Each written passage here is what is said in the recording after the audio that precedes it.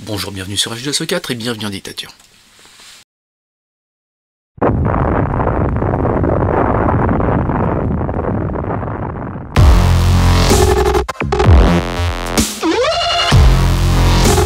Alors, nous sommes passés d'un mouvement Gilets jaunes, qui était un mouvement de contestation sociale, où on voulait expliquer, en fait, se faire entendre sur différents types d'arguments, voir les vidéos précédentes et mes 10 points, mes 10 revendications, qui sont toujours d'actualité, d'ailleurs, ceci dit en passant.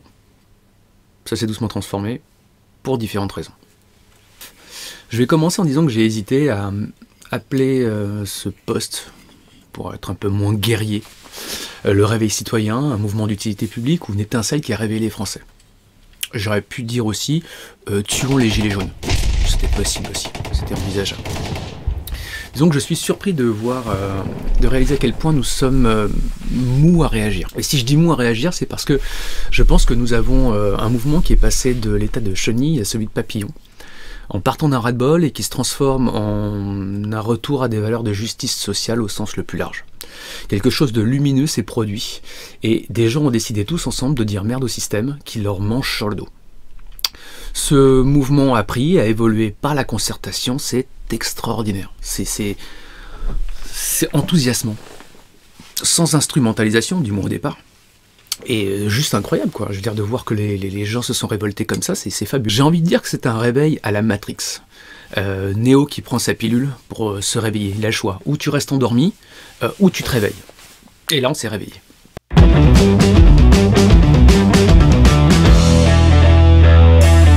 Alors, la dictature. Des exemples? Ben, il y avait l'affaire Benalla, quand même. Enfin, je veux dire, l'affaire Benalla, comment vous dire? On a un mec qui se bat avec des passeports diplomatiques, d'un côté, qui a fait n'importe quoi, qui se défend de manière absolument scandaleuse, qu'on laisse en liberté, alors qu'on va arrêter un mec comme Éric Drouet, qui est allé prendre un café et allumer des bougies. Bon. On a un pouvoir sourd qui n'écoute absolument pas ce qu'on lui dit. Vous avez un mec comme Emmanuel Macron qui, lors de ses vœux, explique aux gens concrètement que il entend, il comprend, mais il ne changera pas de cap, et il aime tous les Français, mais par contre pas les antisémites, pas les ceci, pas les cela, enfin l'habituelle ritournelle de tous les arguments de merde pour dire qu'en fait il les aime tous, il aime tout le monde, mais non, en fait non, il aime pas tout le monde. Il aime les gens qui vont dans son sens. Il a eu un mot pour les forces de l'ordre, mais il n'a pas eu de mot pour les gilets jaunes. Il n'a pas eu de mot pour les gens qui se sont fait défigurer. Il veut l'apaisement, mais pas l'apaisement avec tout le monde. Il veut la justice, mais pas pour tout le monde, et pas la même. Alors je parlerai même pas de tous ces amis collabos, Castaner, dont on se demande véritablement ce qu'il fout là et quelle est sa légitimité. Tous ces acolytes, hein, je les cite pas tous parce qu'ils sont tous aussi minables les uns que les autres. Si, peut-être Marlène Schiappa, qui nous a quand même gratifié de le salaire moyen en France est de 3000 €. Alors je sais pas sur quelle planète elle vit, mais je crois qu'il faut qu'elle ferme définitivement sa gueule, celle-ci ça fera du bien à tout le monde. Alors on a eu droit aussi à quoi dans les excès? Tout est de la faute des gilets jaunes. Hein, c'est le fait que l'économie soit en baisse, etc., qu'il y avait du chômage, enfin c'est extraordinaire, quoi. C'est-à-dire qu'on manifeste pour dire qu'on a des conditions de vie de merde, qu'on gagne pas suffisamment d'argent, mais en fait si on n'a pas de boulot c'est de notre faute. De qui est-ce qu'on se moque? Je veux dire, de qui est-ce qu'on se fout? À un moment donné, je veux dire, il faut... Je sais pas si ça percute quelque part. Moi c'est ça qui me choque, c'est cette espèce de déni, ce mépris, et c'est quelque chose qui est répété depuis longtemps et que tout le monde sait. Alors on passera aussi vite fait sur les scandales, hein. Vinci, les mecs qui demandent de l'argent aux types qu'on a laissé passer sur les barrages routiers, alors qu'a priori les autoroutes on les a payées avec notre argent, et qu'aujourd'hui c'est des concessions qui rapportent des milliards à des mecs qu'on connaît pas, et qui payent plus l'ISF, enfin qui sont certainement ailleurs, enfin bon bref, un autre scandale parmi les scandales, quoi. Bon, la traditionnelle désinformation, on va pas y revenir, hein. BFM TV, des gens qui ne montrent qu'une partie des problèmes et qui se refusent véritablement à toute analyse critique et sensée des mouvements. Enfin, je veux dire, ça rien n'est fait pour que rien n'est fait pour avancer en fait. Les mecs ils se posent aucune question, ils font du sensationnalisme de merde et c'est tout ce qu'ils savent faire. Je sais plus comment est le terme, le nouveau terme médiatique à la con, c'est-à-dire de l'information sensationnelle. Voilà, c'est tout. Il faut bien vous mettre dans la tête que ce n'est que ça. Il n'y a pas de travail de fond, il n'y a pas de réflexion et rien n'est fait pour avancer. Et après, les gens s'étonnent que on les déteste. Ben oui, ben on en a marre. Je veux dire, si on veut regarder de la merde, il y a C8 pour ça, quoi. Il fait de la merde, on me demande, je le dis, stop, voilà. Alors je le clash. Et après, il vous répond. Mais j'en ai rien à foutre, c'est qui Hanouna? Non mais je veux dire, si on éteint la télé, c'est qui Hanouna? Et puis, dernière petite anecdote amusante, quand même des gens qui ont été a priori menacés ou condamnés, je sais plus, on n'est plus à une injustice près, pour avoir décapité un pantin représentant Macron. Ça en dit long, ça en dit long. Bah, je crois que si on en a gros, c'est bien. Maintenant, il faut nous écouter, parce que là, on en a gros. On en a gros.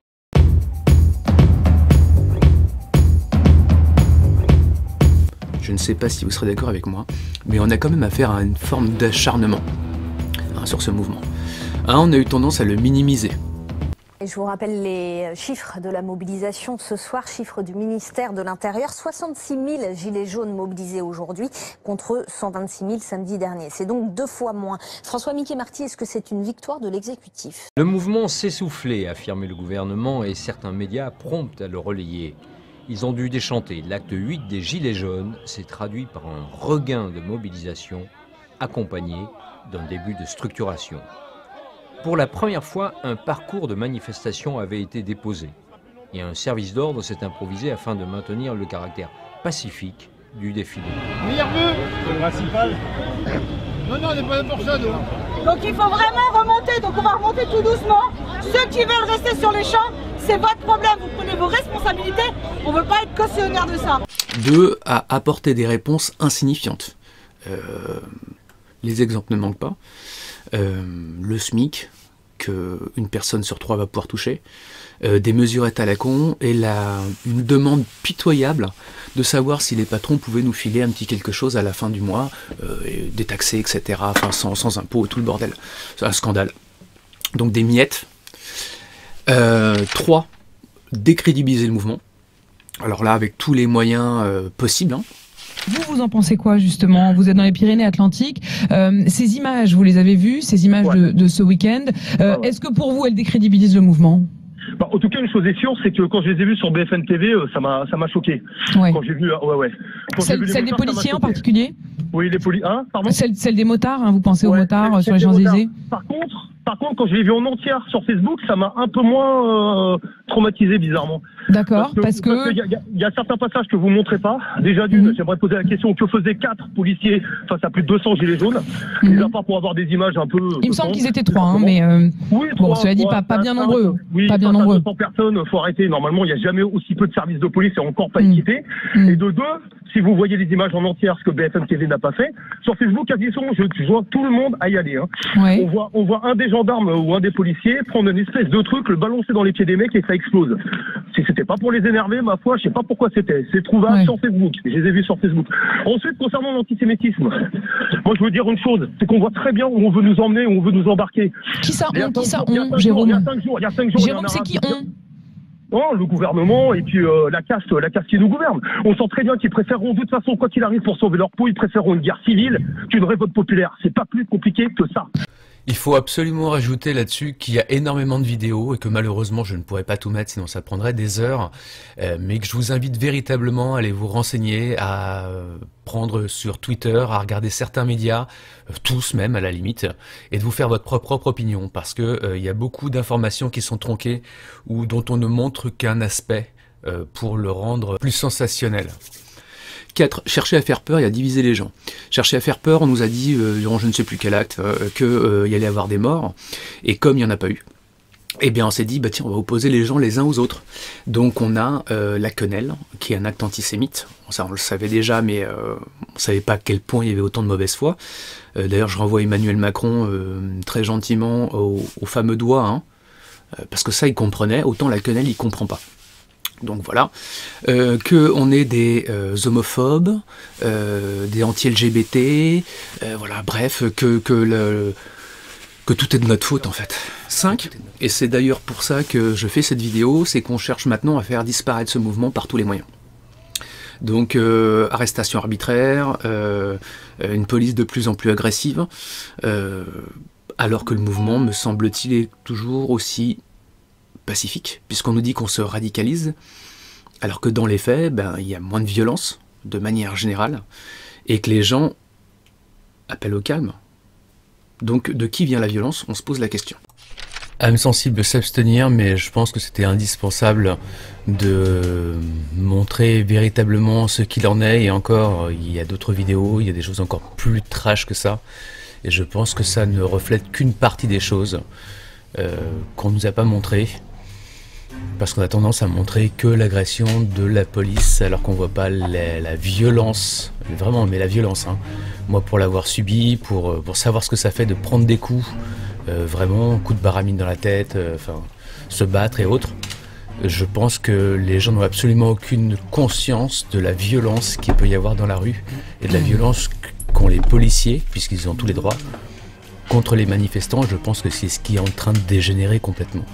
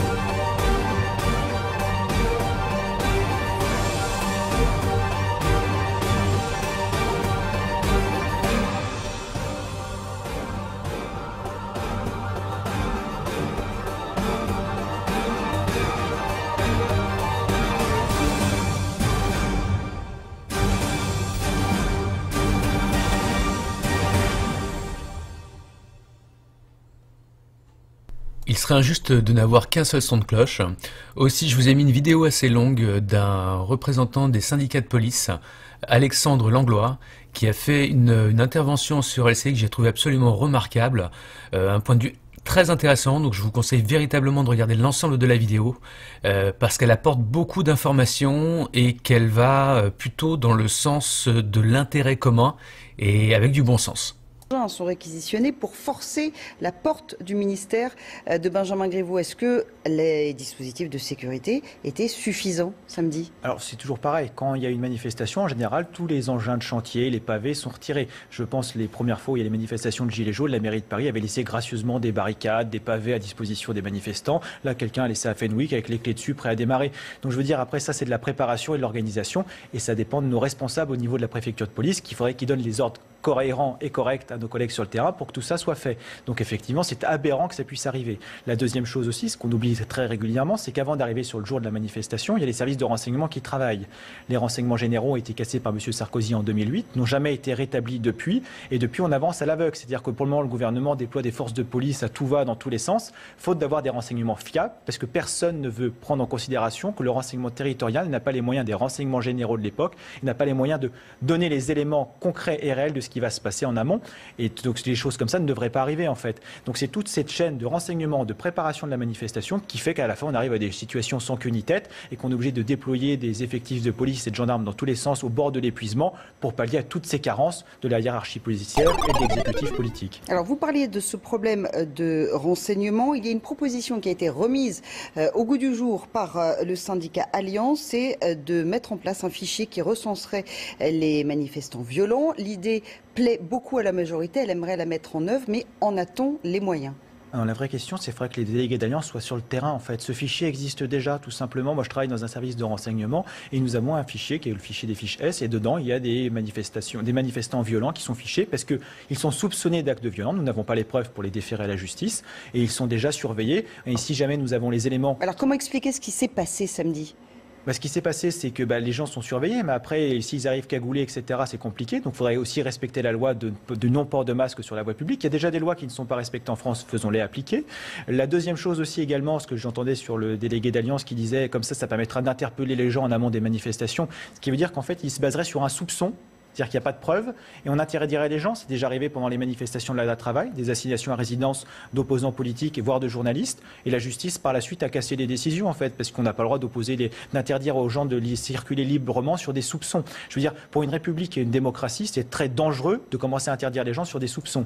Et je soulignerais que ce qui est assez amusant, c'est que le syndicat Alliance, c'est un peu le service après-vente du gouvernement. C'est les seuls syndicats de police qui ont appelé à voter pour M. Macron. Tous les autres syndicats de police ont dit, quel que soit le gouvernement élu, nous travaillerons avec. Les seuls qui ont pris parti, fait et cause pendant les élections présidentielles, c'est le syndicat Alliance. Donc c'est peut-être pas étonnant que les propositions plaisent au gouvernement. Alors j'imagine que vous allez suivre l'intervention d'Édouard Philippe ce soir. Qu'en attendez-vous?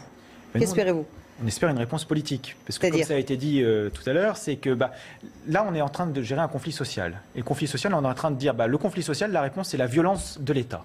On arrive à des choses qui sont des fois inadmissibles parce que nos collègues sont épuisés, certains gilets jaunes sont exécrés et créent des violences, et c'est toujours ça qui est mis en avant. Donc évidemment, c'est des images qui marquent, mais le problème, c'est qu'on ne parle pas de la majorité de nos collègues qui font correctement leur travail avec un grand professionnalisme, mais on ne parle pas de tous les gilets jaunes qui manifestent pacifiquement. Et maintenant, la seule solution qu'il faut pour résoudre ce conflit, c'est pas d'aller à la confrontation et de continuer de cogner le peuple jusqu'à temps qu'on n'en puisse plus, ou que les policiers soient débordés, ou que les policiers en aient ras-le-bol également, parce que la plupart des policiers soutiennent également les gilets jaunes sur le pouvoir d'achat, parce que nous aussi, nous perdons de l'argent tous les mois. Donc la solution, c'est une réponse politique pour que les gens puissent mieux vivre à la fin du mois. Une fois qu'il y aura de l'argent pour tout le monde et qu'à la fin du mois, on verra notre fiche de paye augmenter ou notre pouvoir d'achat augmenter pour les retraités, je pense que la solution sera trouvée. Mais c'est une solution politique qui doit être donnée. Et là, nous, c'est pas les... Donc les annonces d'Emmanuel Macron suivies de celles de Christophe Castaner en faveur des forces de l'ordre, pour l'instant, selon vous, le compte n'y est pas? Pour les annonces qu'ils ont fait, oui. Ils ont dit on va vous donner 300 € pour ceux qui étaient présents. Finalement, on va vous les retirer, on va vous filer 40 € par mois. Et puis on va négocier, si jamais vous êtes sage et qu'on arrive à négocier pour vous enlever vos heures supplémentaires ou essayer de vous les mettre sous le tapis, on vous filera encore 40 €. Rappelez-nous le nombre d'heures supplémentaires non payées. Alors on est à peu près à entre 24 et 25 millions d'heures supplémentaires. Donc si on compte, ça fait à peu près 1300 ans de travail, 13 siècles, pour qu'on se rende compte un petit peu, qui ne sont pas payés. Et en plus, ce qui est très énervant, c'est que M. Macron a dit qu'il faut que le travail paye. mais son gouvernement ne paye pas ses fonctionnaires. Il a dit, je vais défiscaliser les heures supplémentaires, mais moi, je ne vais pas vous les payer les vôtres. Je demande aux entreprises privées de faire un effort et de donner une prime de 1 000 € à la fin de l'année, mais moi, je ne vais pas le faire pour mes fonctionnaires. Et pendant ce temps-là, je change la moquette de l'Élysée. Donc, au bout d'un moment, il y a 2 poids, 2 mesures. Ça commence à être très fatigant pour tout le monde. Alors, on va regarder dans cherché depuis l'après-midi, le boxeur Christophe Détanger est en garde à vue. Il est soupçonné d'avoir agressé 2 gendarmes. La vidéo des affrontements avec le journal et l'une des images choc de cet acte 8 des Gilets jaunes. Alors, attention, avant de se livrer, tout à l'heure, Christophe Détanger a publié ce message de mea culpa sur Facebook. Regardez. Cher ami Gilets jaunes, voilà, le président de Christophe, c'est moi la personne qui a raconté les CRS le samedi 5 janvier. À force de se faire taper, de se faire taper, de se faire taper, bah oui, je me suis fait gazer dernier jour, oui, je voulais avancer sur le CRS, je me suis fait gazer avec mon ami, ma femme, je me suis fait gazer, et moi, la colère est en moi, et oui, bah, j'ai mal réagi, oui, j'ai mal réagi, mais je suis défendu. Lorsque vous voyez les excuses, le mea culpa de Christophe Détanger, comment réagissez-vous? Vous les entendez, ces excuses? Alors on entend ces excuses, c'est déjà assez rare que quelqu'un qui nous attaque présente ses excuses, donc on ne peut que les accepter. Après, on espère quand même que la justice va suivre son cours, parce qu'il a fait un acte se prendre à 2 de nos collègues gendarmes, ce qui est inadmissible. Sa colère était dirigée contre nos gouvernants. Les policiers et les gendarmes qui sont sur place, eux... Mais c'est ça le plus étonnant, c'est que finalement... Vous avez presque les mêmes revendications que les Gilets jaunes, en tous les cas de nombreuses revendications communes, et en fait les manifestants s'en prennent à vous, aux forces de l'ordre, ce sont les premières cibles. C'est-à-dire que nous sommes les premières cibles parce que nous interdisons certains accès, nous encadrons les manifestations. Normalement, nous sommes là pour que ça se passe bien. Après, nous avons des fois des ordres qui font que ça dégénère dans tous les sens. Et il y a une augmentation crescendo des violences, du coup. D'un côté, les Gilets jaunes peuvent se radicaliser, deviennent plus violents. Du coup, il y a une réponse de l'exécutif et du pouvoir en place plus violente. Et on augmente les violences de chaque côté jusqu'à temps que ça dégénère dans tous les sens. Maintenant, nous, ce qu'on demande à nous dirigeants, ceux qui nous dirigent et au pouvoir politique, c'est de nous utiliser de façon constructive, qu'on soit là non pour réprimer les manifestations, mais pour assurer leur sécurité et écarter tous les éléments violents. Comme ça, nous aurons fait le tri entre les gens qui viennent casser, les délinquants, les criminels qui n'ont rien à faire avec les gilets jaunes, ou alors qui ont une revendication qui n'est pas du tout pacifique et qui ne mérite qu'une chose, c'est d'être présenté à la justice, avec tous ceux qui veulent manifester pacifiquement en famille. Déjà, ça éviterait tous les débordements de gens qui peuvent péter les plombs, et on n'aurait plus que les criminels et délinquants professionnels, j'allais dire. Donc, les excuses, on les entend. Par contre, il faut que la justice suive son cours, parce que ce ne serait pas un exemple à suivre, ce serait un très mauvais signal. Par contre, nous invitons tous les gens qui sont dans les manifestations, que ce soit les gilets jaunes, on peut même plus large, qui en veulent au gouvernement, ne vous en prenez pas à des gens qui sont comme vous, qui sont du peuple et qui ne font que leur travail pour que ça se passe bien pour tout le monde. S'il y a des consignes de sécurité qu'on donne, c'est pas pour nous faire plaisir ou faire plaisir forcément au gouvernement, c'est pour que ça se passe bien, que tout le monde rentre le soir chez soi. Un collègue CRS m'a donné une anecdote que je préfère partager. Il m'a dit, nous, une manifestation qui se passe bien, c'est quand on a laissé le bouclier derrière nous, on a regardé les manifestants défiler. Parce que nous, on a une famille le soir aussi à rentrer. Si on ne se fait pas agresser, il n'y a pas de raison qu'on agresse les gens. Maintenant, la seule chose qui pose problème de temps en temps, c'est les ordres qu'on reçoit du pouvoir politique par les préfets et qui permettent des fois à des situations de dégénérer. Le mouvement des Gilets jaunes,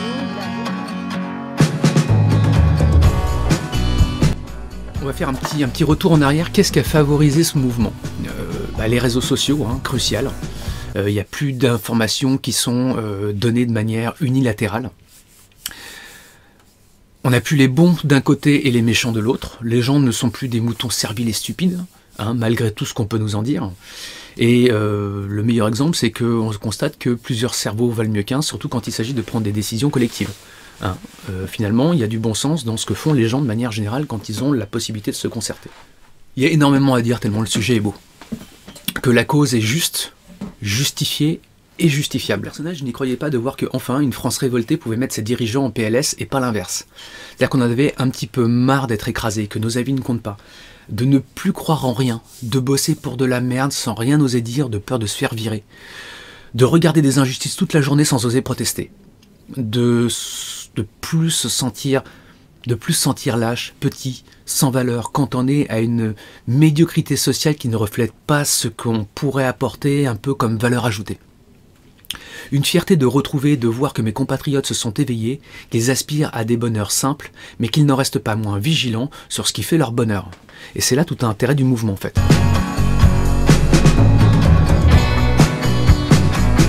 On s'occupe de tout, mais pas de vous, et c'est bien le problème. Faut le dire, à un moment donné, bande de fils de pute, on n'est pas dupes. On les connaît les astuces, les manipulations, la pommade dans le bas du dos pour bien te la mettre quoi. C'est du ressort de mauvais vendeurs. Mais comme me le disent certains députés de la République En Marche, ils sont trop intelligents. Putain mais sans blague. Non, tellement déconnectés de la réalité que vous ne réalisez même pas que vous êtes has-been. Quand on estime être brillant, on a au moins le bon sens de faire en sorte d'étaler son intellect en simplifiant ce qui est simple. Et il faudrait là reprendre la maxime, on va la copier parce que c'est indispensable. La vérité c'est que vous êtes des merdes prétentieuses et des bourgeois gentilshommes incultes, des parasites qui ont fait leur temps. On a soif de justice, de liberté. On sait comment faire pour reprendre le pouvoir. Mais pire, pour vous, On sait jusqu'où vous êtes prêts à aller. Ce qui fait que le mouvement perdure. Parce qu'on se rend bien compte, on savait plus ou moins qu'on allait être confronté à de la médisance, qu'on allait rabaisser les propos des gens, qu'on allait essayer de les discréditer. Et en fait, on se rend compte que comme ça n'a pas fonctionné, eh bien le niveau de violence monte. Et cette fois-ci, c'est pas les gens qui se radicalisent malgré tout ce qu'on entend. C'est véritablement les pouvoirs en place qui ne souhaitent plus voir de gilets jaunes. Parce que ça leur fait peur, qu'ils en ont plein le cul, et surtout qu'ils n'ont pas les solutions. Alors le meilleur exemple, c'est quand même de voir que maintenant on fait emprisonner les gens comme en dictature. On a fait sauter des permis de conduire de gens qui avaient bloqué des ronds-points ou qui avaient amené leur bagnole. On tabasse les gens, on les gaze, on les fracasse à coups de flashball, et on continue à dire qu'il y a des gentils policiers et des méchants manifestants d'autres. C'est un scandale, c'est un scandale.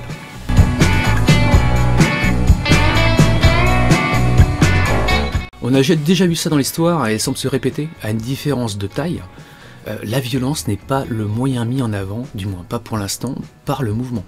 Car soyons honnêtes, la violence ne vient pas des manifestants, c'est l'expression directe du pouvoir, celle qu'exercent nos élites sur nous et à nos frais. J'avoue que cela m'ennuie de penser que je paye indirectement ces gens qui nous bombardent. Pire, on attaque les leaders des mouvements sous des prétextes fallacieux. On se croirait en dictature où les opposants sont tout simplement et bonnement supprimés. Éric Drouet par exemple. Les uns ont eu 100 € pour prendre des coups, les seconds 300 pour les donner. Ces policiers oublient que sans la mobilisation générale des gilets jaunes, ils seraient encore à végéter. De plus, j'en ai assez de voir que la télévision d'État ne montre que des violences policières. Combien de policiers blessés? Non mais sans déconner, combien en vrai? C'est-à-dire pas des bleus, pas des petits bobos, pas des choses comme ça. Par contre, en face, combien il y a de gens qui sont défigurés, qui ont vu leur vie complètement foutue, avec une main arrachée, enfin 4 mains arrachées, je sais plus combien d'yeux en moins. Est-ce que, à un moment donné, il n'y a pas une disproportion dans la réaction des policiers? Est-ce que c'est acceptable? Est-ce que notre président, dans ses vœux, n'aurait pas pu adresser un mot aussi aux gens qui ont été blessés, de la même manière qu'il peut le faire pour les policiers? Enfin, je ne suis pas contre la police, je pense que personne n'est contre la police quand ils tiennent leur rôle. Pas quand on les lâche aveuglément comme des chiens sur la population non armée, quoi. Je veux dire, où est-ce qu'on est là? Parce que si nous sommes des extrémistes, vous êtes l'incarnation de la Waffen-SS dans vos méthodes, car nous ne sommes pas animés des mêmes motivations. La liberté et la démocratie contre un autoritarisme primaire dépourvu de toute idéologie. Je vois pas comment mieux définir ce qui se passe aujourd'hui. On accuse les gens de casser. Alors moi personnellement j'attends les images de casse. Il y en a eu au départ, on a vu des casseurs, c'est vrai, c'est clair, on peut pas dire le contraire. Mais sur les nouveaux mouvements, qu'est-ce qu'il y a véritablement comme casse? Moi j'ai des tas d'images où on voit des cortèges entiers passer à Boulevard Haussmann, à côté des Galeries Lafayette, il n'y a pas eu de casse du tout. Il y a eu de la casse à l'acte 6, si je me rappelle bien, quand vous avez arrêté Éric Drouet et qu'on est allé demander à ce qu'il soit libéré. Et là, ça nous a gazé, image à l'appui, hein, acte 6, vous pouvez aller voir. Donc c'est très partial tout ça. En disant qu'on est violent, alors qu'on est extraordinairement calme quand on voit l'agressivité des forces de l'ordre à gazer à tout va. Moi, je voudrais savoir, est-ce qu'on accorde le même crédit médiatique à tous ces gens qui se font tabasser de manière parfois totalement arbitraire? Je suis pas là je suis pas contre la fermeté, mais je suis pas pour une impunité de ces actes. Je ne comprends pas que ces gens ne soient pas traités comme les manifestants qui passent en comparution immédiate, qu'on arrive à retrouver immédiatement. D'ailleurs, comment se fait-il, si on creusait un petit peu le sujet, que on n'arrive pas à choper un terroriste qui a arrêté 27 fois, et que un manifestant, enfin un mec en gilet jaune, on balance 15 ou 20 policiers, ou voire plus, pour aller l'arrêter? C'est le 2 poids 2 mesures, c'est une vitesse, c'est une justice à je ne sais pas combien de vitesses qui me dérange aujourd'hui.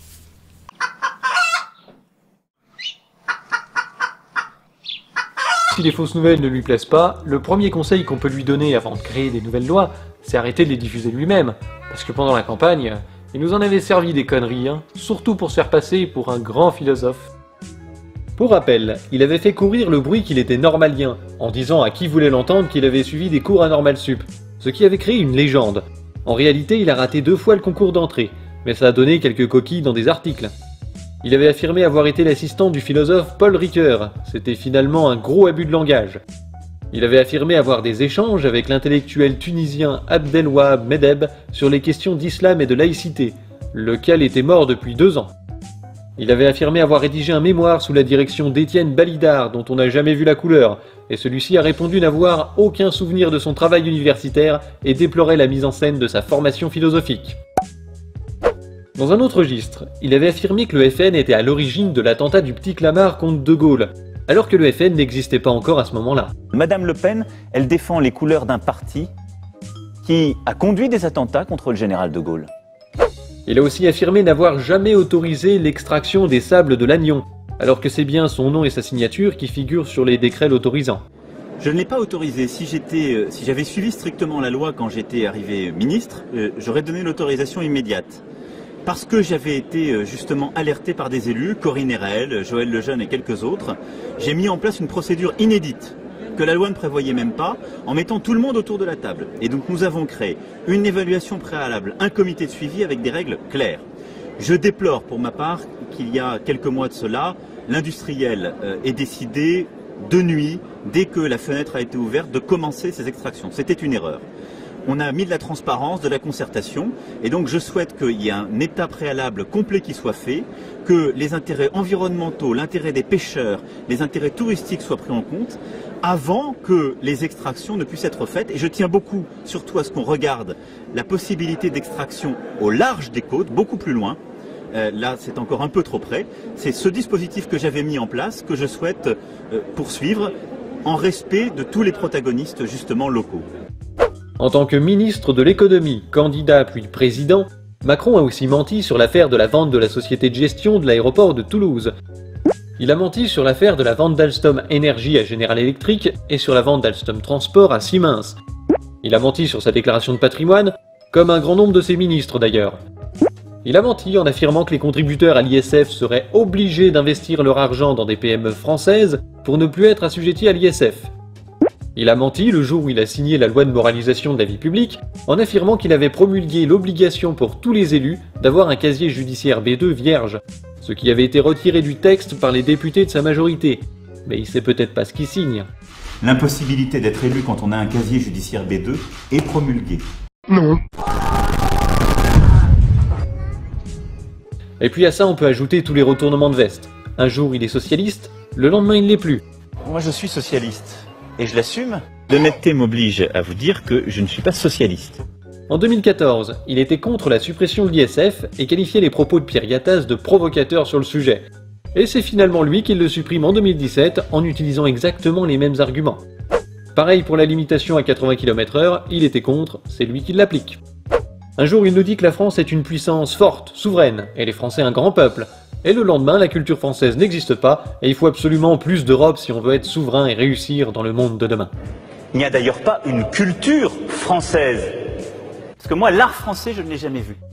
Plus récemment, à Davos, il a tenu un discours libéral et pro-mondialisation en anglais, puis l'exact inverse dans un discours en français, très social et très critique sur la mondialisation. Bon, les rappels c'est bien, mais là ça commence à être un petit peu long, surtout que c'est pas une liste exhaustive. C'est juste quelques exemples parmi des centaines qui concernent Macron. Puis on pourrait étendre tout ça au gouvernement qui joue le même jeu.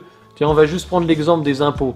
Là au début on nous a expliqué que pour compenser la suppression des cotisations sociales sur le chômage et la maladie, ils augmentaient la CSG. Bon. Mais après ça ils nous ont expliqué que pour compenser la hausse de la CSG, ils supprimaient la taxe d'habitation. Donc comment ça marche là? Il y a un truc qu'on paye jamais? Au lieu de réfléchir à ce qui se passe, ça sort sur des images chocs à la con. Et comme on n'a pas réussi à entamer le mouvement, on s'attaque à essayer de le détruire. On essaie de faire en sorte de dire que de l'acte 2 à l'acte 6, il y a une baisse de la mobilisation. C'est pas flagrant, c'est pas flagrant. Les gens sont toujours aussi présents. On voit des images où on dit les gens sont 100 ou 200, comme j'ai pu l'entendre, alors qu'on est des milliers.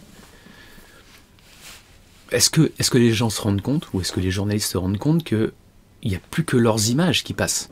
Les gens peuvent se renseigner. Le mouvement est vaste en France. Et puis on nous montre volontairement que des endroits, en particulier, qui ne reflètent pas l'ensemble des mobilisations. De plus, je précise quelque chose, pour l'avoir vécu moi-même, aujourd'hui on fait en sorte, enfin le gouvernement fait en sorte, et notamment les policiers, qu'on n'ait plus la possibilité de se réunir. Lorsqu'il y a des manifestations qui sont organisées avec des autorisations, eh bien on reste quand même parqué de manière à pas pouvoir se disperser, pas pouvoir bouger alors que c'est organisé. C'est de la dictature, enfin je veux dire, il y a un problème, on parque pas les gens comme des animaux comme ça. On en est aussi à discréditer les gens qui font des propositions comme le RIC, comme Étienne Chouard. On a dit que c'était un extrémiste. Alors c'est à l'évidence des gens qui n'ont jamais écouté ou lu ce qu'il écrivait. C'est un peu scandaleux d'agir avec autant de bassesse.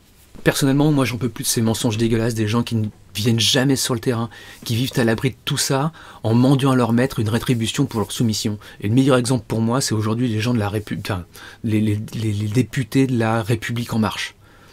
C'est des arrivistes qui ont été élus par personne, qui sont venus se greffer sur un mouvement pour avoir un peu de pouvoir, pour exister, pour se faire une petite place, et qui maintenant sont prêts à défendre n'importe quel type de mensonge pour garder leur sucre, leur nonos. C'est un scandale. La République en marche me fait penser à une monarchie. Des parasites lèchetrons qui grimpent à l'écorce des arbres qui leur sert à se hisser comme le lierre. Ça me fait penser à Cyrano de Bergerac, et il faut absolument mettre cette citation parce qu'elle l'illustre à merveille. Ta gloire, que faudrait-il faire? Chercher un protecteur puissant? Prendre un patron? Et comme un lierre obscur qui circonvient à un tronc et s'en fait un tuteur en lui laissant l'écorce? Grimper par ruse au lieu de s'élever par force? Non, merci.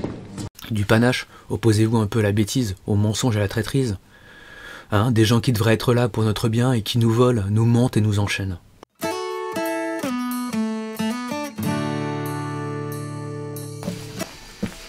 Qu'est-ce que je pourrais bien vous dire en conclusion? Que malheureusement, je pense que le mouvement ne s'arrêtera pas. C'est aller trop loin. Les gens ont véritablement pris conscience qu'ils avaient, notamment avec le référendum d'initiative citoyenne, la possibilité de se faire entendre. Une possibilité réelle, démocratique, qui apporterait à tout le monde, à mon avis, du mieux-être. Et je ne comprends pas pourquoi les gens ne se fédèrent pas davantage autour de cette idée. Autour de moi, j'ai beaucoup de gens qui ont du mal à comprendre un petit peu ce qui se passe, qui ne savent pas véritablement si c'est légitime, si c'est pas légitime, qui, à cause des différents types d'informations qui nous sont données, ne savent pas véritablement où donner de la tête. Est-ce que c'est véritablement des méchants gilets jaunes? Est-ce qu'ils ont empêché les gens de faire du business? Est-ce qu'on peut continuer à opposer les gens comme ça? Des gens qui cherchent un élan? Moi je sais pas pour vous, mais moi j'en ai marre qu'on me prenne pour un con, qu'on me mente, qu'on me raconte des histoires toute la journée. Quand est-ce que vous allez arrêter de vous foutre de notre gueule? Mais vraiment. Aujourd'hui il y a internet. C'est un outil qui permet à tout le monde, quand on en a le temps, parce que je sais que tout le monde ne l'a pas, et l'envie, d'aller chercher consciencieusement des informations, de manière à se faire sa propre opinion et de faire la différence entre ce qui vous est raconté de manière étatique et la vérité. Je crois qu'on a affaire à un beau mouvement, quelque chose de bien. Je crois que le référendum d'initiative citoyenne, ce serait une très bonne chose. Ça donnerait à nouveau l'impression qu'on est en démocratie, que les gens peuvent s'exprimer, qu'on fait les choses pour eux, par eux. Je pense que ça apportera du bien-être à tout le monde. C'est pour ça que je ne comprends pas pourquoi la mobilisation n'est pas plus large. Pourquoi les gens ne se sentent pas davantage concernés. Alors il y a beaucoup de soutien dans la population de ce qu'on nous en dit, mais c'est dommage que les gens ne manifestent pas clairement de manière physique, même en portant un gilet jaune, en allant faire leurs courses, des choses comme ça, pour montrer qu'en fait, on est tous unis dans le désir de voir plus de justice sociale, plus de justice tout court d'ailleurs, et que on a besoin, pour vivre ensemble de manière agréable, qu'on prenne en considération nos revendications qui me semblent être justes et légitimes. Parce que qu'est-ce que demandent les gens en réalité? C'est quoi ce mouvement? C'est un ras-le-bol général du fait qu'on nous a pris pour des cons pendant des années, et qu'il serait enfin temps d'avoir un petit peu de bon sens.